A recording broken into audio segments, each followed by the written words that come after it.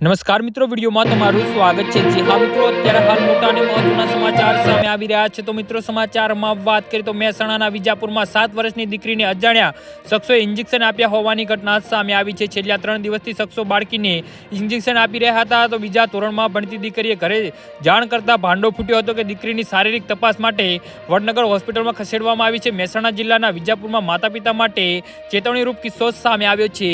જી હા મિત્રો, અત્યારે હાલ મોટા અને મહત્વના સમાચાર સામે આવી રહ્યા છે।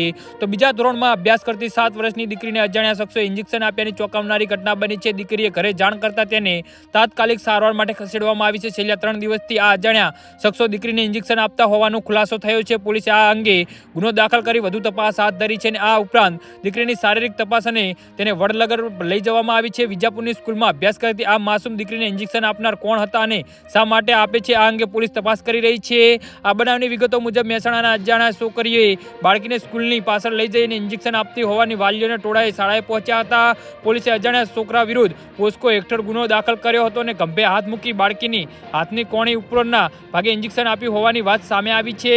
બાળકીનું મેડિકલ ચેકઅપ કરાયું છે। બાળકીની હાલ સ્વસ્થ હોવાની વિગત છે। આ સમગ્ર ઘટનાની વાત બાળકીને માતા પિતાએ જણાવી હતી અને મામલો શાળા સુધી પહોંચ્યો અને પોલીસે પહોંચ્યો હતો। તો કેસમાં પોલીસે સીસીટીવીના આધારે તપાસ હાથ ધરી છે।